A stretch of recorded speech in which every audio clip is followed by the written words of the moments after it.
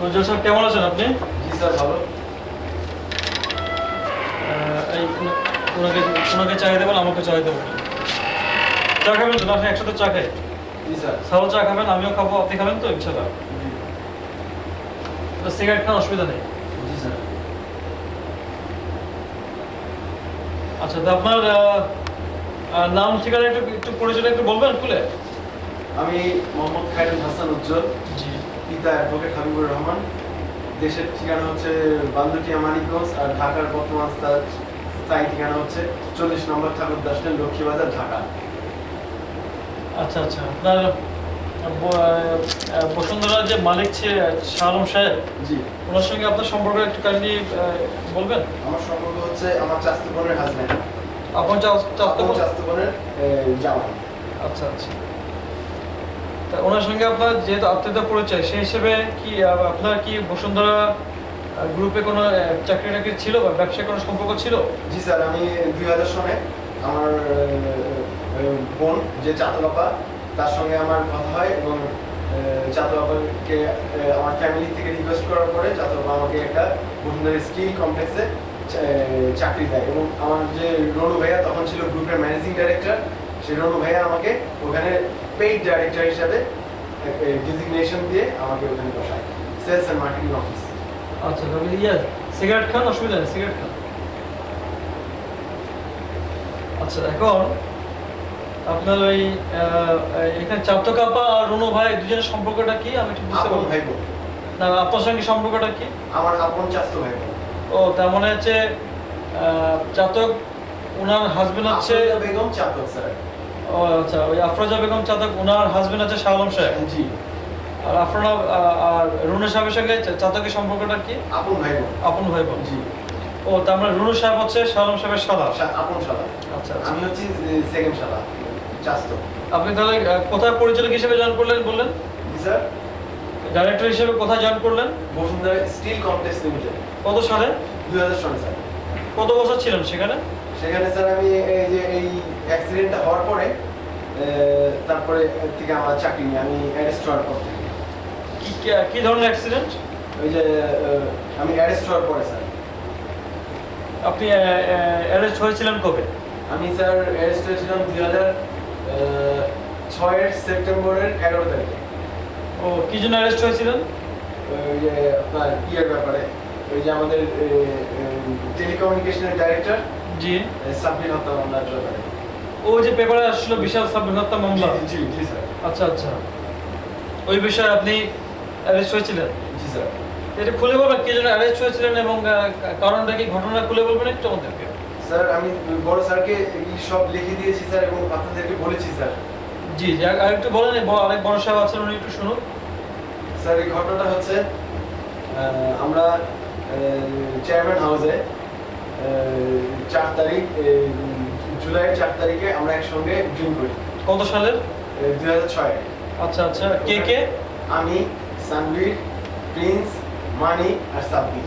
এদের পরিচয়গুলো বলবেন, কার কি স্যার পরিচয়, মানিক হচ্ছে সানভীরের আপনার পিএস, জি, অ্যাসিস্ট্যান্ট পিএস, আর সাব্বির হচ্ছে টেলিকমিউনিকেশনের পরিচালক ছিল।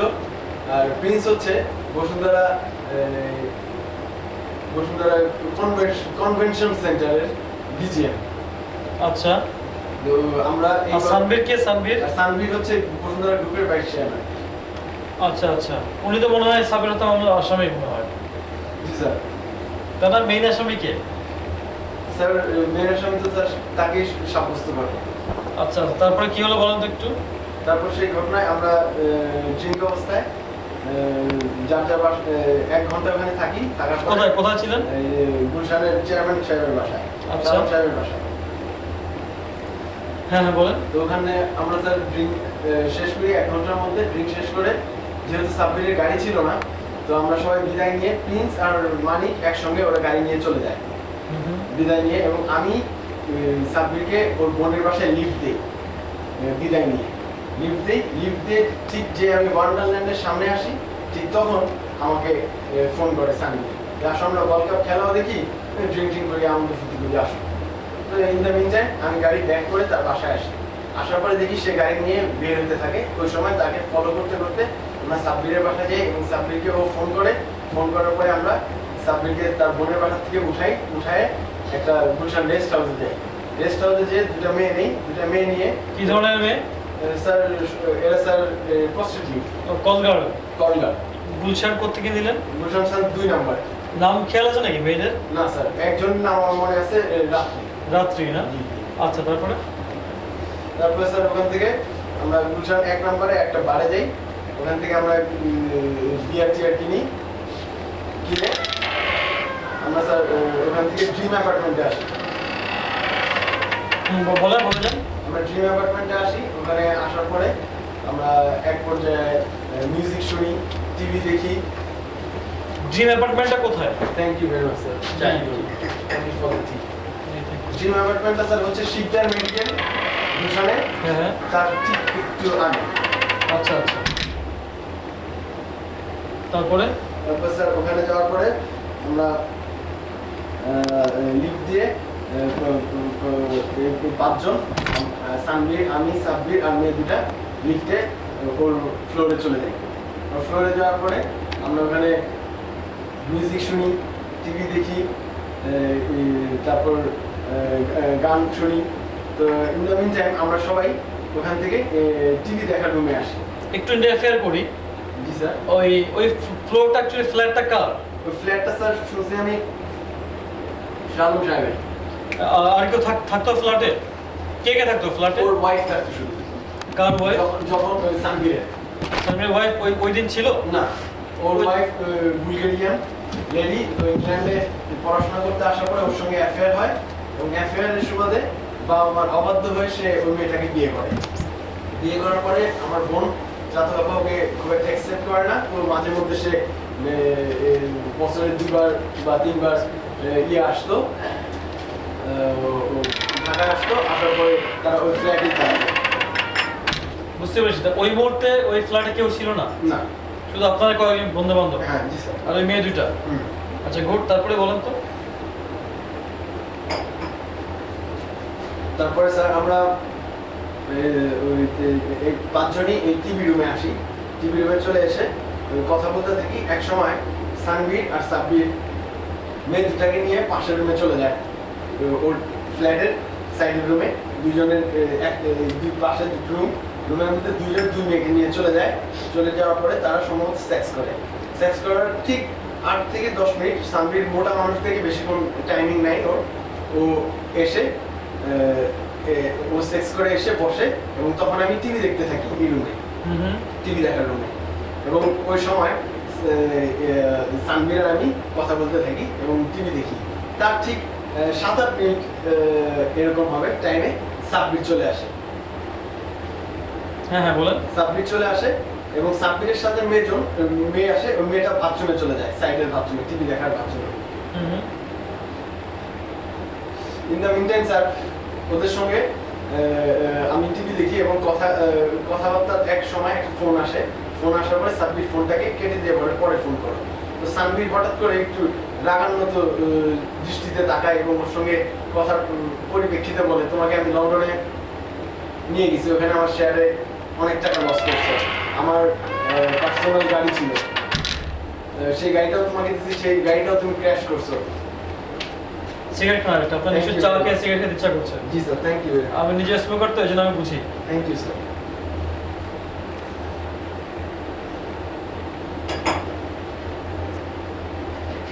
Many thanks sir. জি, থ্যাংক ইউ।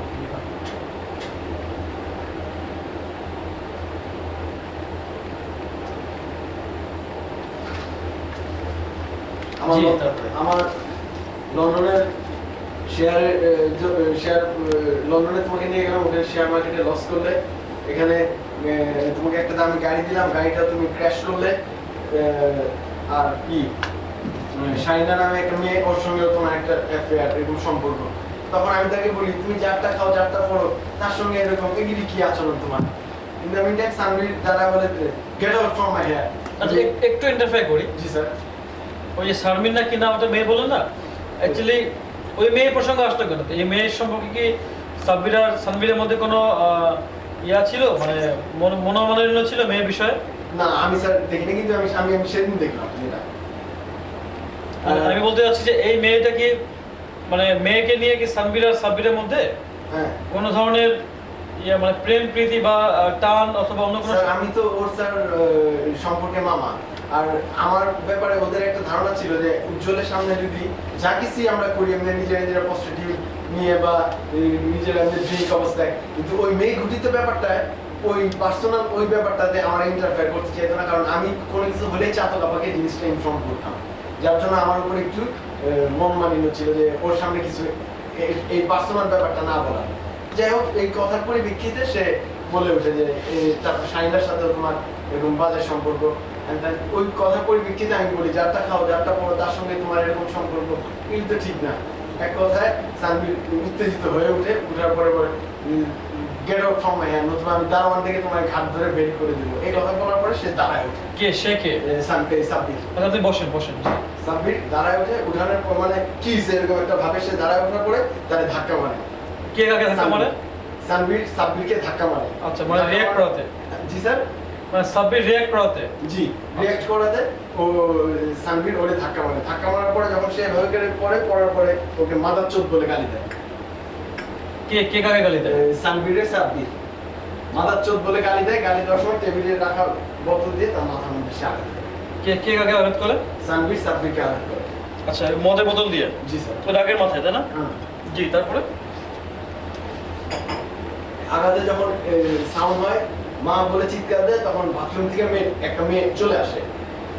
ওই ওই দুইটা মেয়ে একটা মেয়ে? একটা মেয়ে চলে আসে, আসার পরে মা বলে চিৎকার দেয় কে? সাব্বির। আচ্ছা পড়ে যে? হ্যাঁ পড়ে যে আঘাত খাওয়ার পরে সে পড়ে যে। আঘাতটা দিয়েছিল কোথায়? স্যার এই ব্যাক সাইডে, মানে মাথার ব্যাক সাইডে? জি স্যার।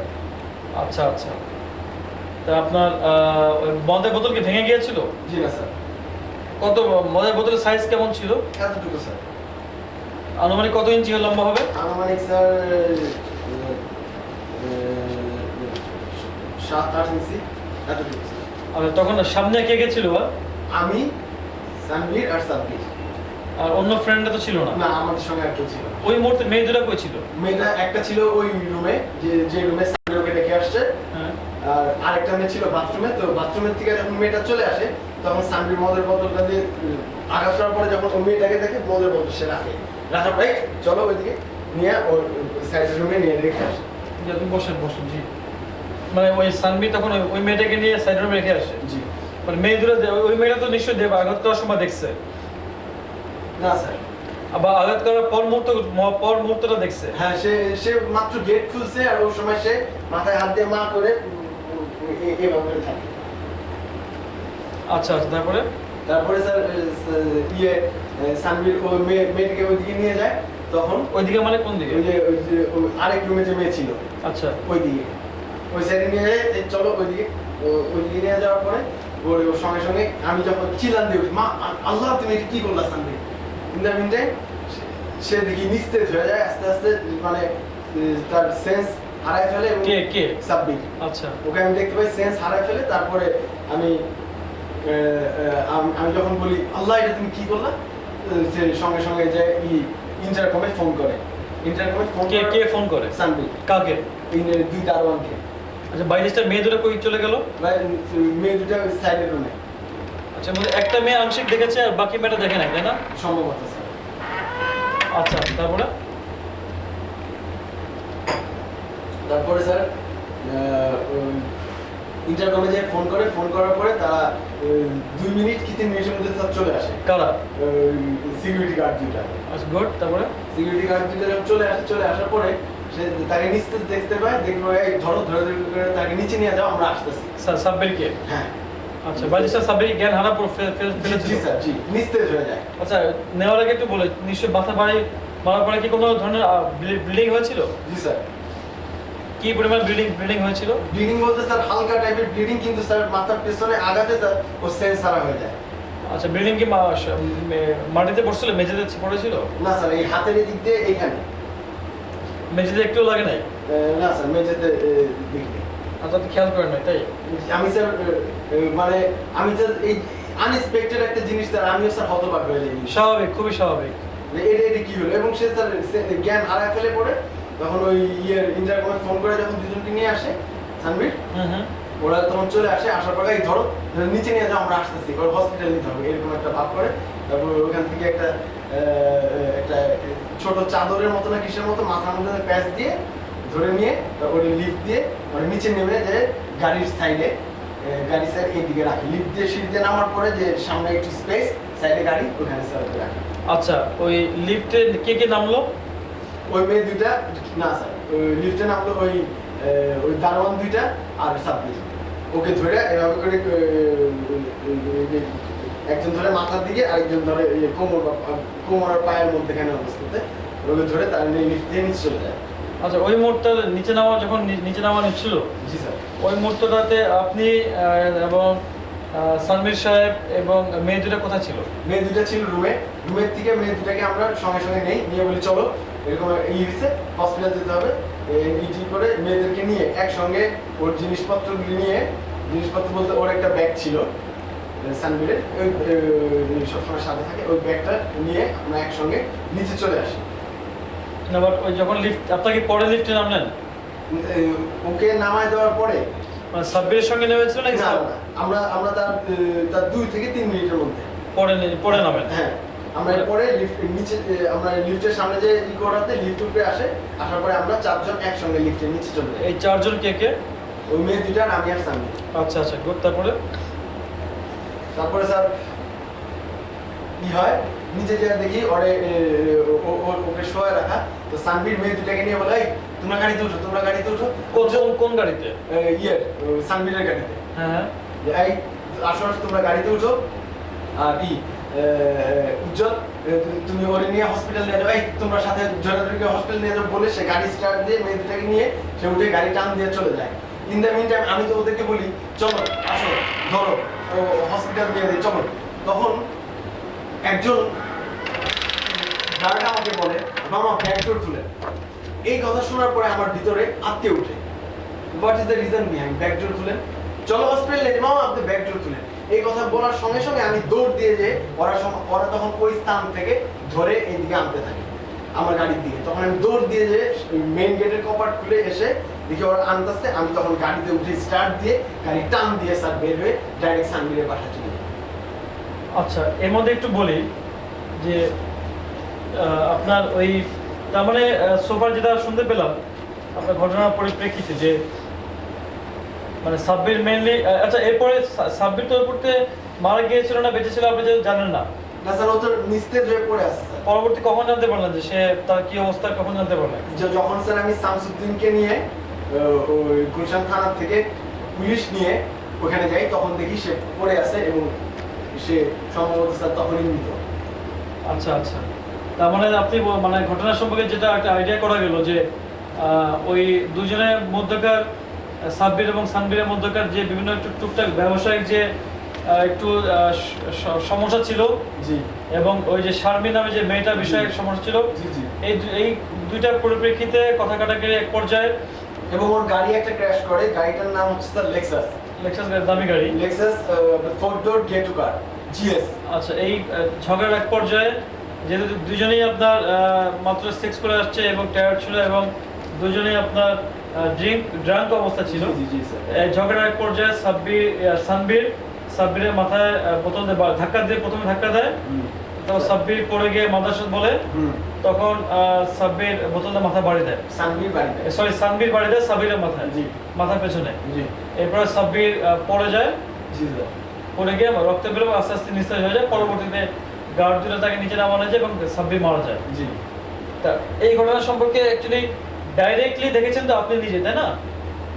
আমি পুরো ঘটনার সঙ্গে তো আপনি দেখেছেন। হ্যাঁ, আর আংশিক দেখেছিল ওই যে দুইটা কলগারও ছিল, তার মধ্যে যে ছিল সাব্বিরের সঙ্গে ওই মেয়েটা দেখেছে, বাথরুমে আসছিল, ওই মেয়েটা এসে দরজা যখন খোলে, এসি রুম তো স্যার দরজা আটকানো থাকে, যখন এমনি খুলে দেখতে পাই, তখন সানবীর দরজার আওয়াজ করে ওইদিকে যায়, ওইদিকে যাও, বোতলটা ওইখানে রেখে টেবিলের মধ্যে রেখে ও মেয়ে দুটাকে নিয়ে ওইদিকে যায়, এবং আমি যখন চিল্লান দিয়ে উঠি, এই আল্লাহ এটা তুমি কি করলা, তখন ও নিজে যায় ইন্টারকমে ফোন করে ওদেরকে ডাক দিয়ে নিয়ে আসে, হসপিটাল যেতে হবে। আচ্ছা, পরবর্তীতে তার মানে আপনার ওই মেয়েদেরও তো সাবিকে দেখেছে যে সে পড়ে আছে এখানে, নিচে নামার পরে স্যার দেখে এবং ওই দারোয়ান দুজনে দেখে। হ্যাঁ। আচ্ছা, আর ওই যে এই যে মদের বোতলটা জি স্যার। এবং একটা বলা একটা কাপড় যে পেঁচায় দিয়েছিল, ওই ওই কাপড়টা বোতল এই দুটো জিনিস কোথায় গেল? জি স্যার। মদের বোতলটা মদের বোতলটা ওই টেবিলের উপরেই ছিল। এরপরে ওটাকে খুঁজে পাওয়া গিয়েছিল? জি না স্যার, এই ব্যাপারে স্যার আমি 100% শিওর না স্যার। আর যে চাদরটা যে সাব্বিরের মাথায় পেঁচা নিয়ে ওই চাদরটা কোথায়? এই চাদরটা স্যার আমরা ওকে যখন নিচে নামায় নিয়ে রাখলো তখন স্যার আমরা দেখি ওখানে চাদরটা নাই। তাহলে পরবর্তীতে আমরা বিভিন্ন পর্যায়ে দেখেছিলাম যে এই হত্যাকাণ্ড একটা রহস্যজনক হত্যাকাণ্ড। জি। পেপার পত্রিকায় আসছিল। জি। এবং আপনি যেটা বললেন, সরি, আপনি যেটা বললেন, জি স্যার। এই ঘটনা তো আসল ঘটনা আমরা শুনতে পেলাম, যেহেতু আপনি একমাত্র চাক্ষুষ সামনে ছিলেন। জি স্যার। বা ঘটনাকে আমরা বিভিন্ন সময় বিভিন্ন পত্রিকাতে দেখেছি যে অন্যরকম লেখালেখি হয়েছে, যে অন্যরকম অন্যদিকে টার্ন করার একটা প্রচেষ্টা ছিল। জি স্যার। তা কি ধরনের টার্ন করানোর কি ধরনের ঘটনা সাজিয়ে প্রচেষ্টা ছিল এবং এই বিষয়ে কে কে ডাইরেক্টলি হেল্প করেছে আপনি একটু বলবেন? আপনার জানা আছে কিনা? আমার স্যার জানার মতে আমি এতটুকুই জানি যে আমি যখন ওর বাসায় গেলাম ওই গাড়ি নিয়ে, যখন ওদের কাছ থেকে বের হয়ে গেলাম, ওরা যখন বললো মামা ব্যাকডোর খুলেন, তার দুটার একজন, তখন আমি যখন ওদের বাসায় গেলাম, সানবিদের বাসায় গিয়ে দেখি যে ও চুপচাপ বসা, এবং ওকে আমি জিজ্ঞাসা করলাম এটা এখন কি হলো, কেমনি কি, এই যে দেখো তুমি যে ও মানে কে? সানবির। আচ্ছা। সানবিরে আমি যে বলি যে এরকম অবস্থা, কারণ আমার তো ওরা তো আমার সাথে ডাক্তারের কাছে নিব কি, ওরা তো এই কথা বলে, তো আমি তো এইভাবে করে ভয় পেয়ে আমি চলে আসছি। তখন আমার পরে আমি শামসুদ্দিন কাকারে ফোন করছি, তুমি শামসুদ্দিন কাকার বাসায় যাও এবং ওনাকে যে নিয়ে তুমি যা করার করো। তো ইন দ্য মিন টাইম আমি সঙ্গে সঙ্গে ওই গাড়ি নিয়ে, আমার ওই স্টারের ছোট গাড়িটা নিয়েই আমি চলে যাই শামসুদ্দিন ভাইয়ের বাসায়, এবং তাকে দেখি সে মোটামুটি তাকে খবর দেওয়া হয়েছে, এবং আমি তাকে ফোন করি, ফোন করার পর জি তুমি ওয়েট করো, আমি আসতেছি। ইন দ্য মিন টাইম সে নিচে আসে, তাকে নিয়ে আমি গুলশান থানায় যাই। গুলশান থানায় যাওয়ার পরে পুলিশদেরকে এই ঘটনাটা বলা হয় যে সে পড়ে গেছে। এই কথা বলার পরে পুলিশ সোর্স নিয়ে আমরা একসঙ্গে ড্রিম অ্যাপার্টমেন্টে যাই। যাওয়ার পরে দেখতে পাই সে যেখানে নিয়ে ফার্স্টে রাখা সেখান থেকে অন্য জায়গায় রাখা, কারণ তারা ধরে এনে আমার গাড়িতে উঠাইতে চেয়েছে, উঠাইতে পারে নাই। আমি বুদ্ধি খাটিয়ে বের হয়ে গেছি পর্যায়ে। তো পুলিশ সোর্স থেকে জিনিসগুলি গুছায় শামস ভাই বলে, এবং শামসুদ্দিন ভাই আমাকে তখন বলে তোমাকে তুমি টায়ার্ড দেখাচ্ছে, তুমি চলে দাও, আমি জিনিসটা দেখতেছি। তারপর আমি আমার বাসায় চলে গেছি। আচ্ছা, এইটা যে সে উপর থেকে পড়ে গেছে, এই জিনিসটাকে যে বললেন, এটা মেইনলি জিনিসটাকে সাজাবার পেছনে কে বলেছিল ঘটনা? এই জিনিসটা কে বলছিল? সানবির। এটা বলেছিল কাকে? শামসুদ্দিন ভাই। পরে শামসুদ্দিন পুলিশকে বলেছিল যে সে পড়ে গেছে। হ্যাঁ। সেই হিসেবে পুলিশকে ইনফ্লুয়েন্স করার চেষ্টা করেছিল মনে হয় স্যার। আচ্ছা আচ্ছা, তো ঠিক আছে উজ্জ্বল সাহেব, আমরা ঘটনার সঙ্গে জানতে পারলাম আপনি যেহেতু সরাসরি সামনে ছিলেন এবং আপনি খুব সাহসের সঙ্গে এই জিনিসগুলো খুব উৎফুল্লের সঙ্গে বলেছেন। আমরা আপনার সাহসিকতা অ্যাপ্রিসিয়েট করি। ধন্যবাদ স্যার। এবং আমাদের এখানে যে বড় সাহেব আছেন এবং অন্যান্য যারা আছেন সবাই দেখলাম বেশ আপনার ব্যাপারে একটু আমাকে একটা বললেন যে আপনার পজিটিভ একটা ইয়ে আছে। জি স্যার। আপনার ক্যারেক্টারের মধ্যে একটা পজিটিভ একটা ইন্টেনশন আছে সত্যি কথা বলার। জি স্যার। তো হোপ আপনি আপনার এই যে সত্য জিনিসটাকে এর উপরে দৃঢ় থাকবেন বলে আমরা আশা রাখি। ইনশাআল্লাহ স্যার। অনেক ধন্যবাদ আপনাকে। ধন্যবাদ স্যার। তো স্যার আমি কি আজকে যেতে পারি স্যার?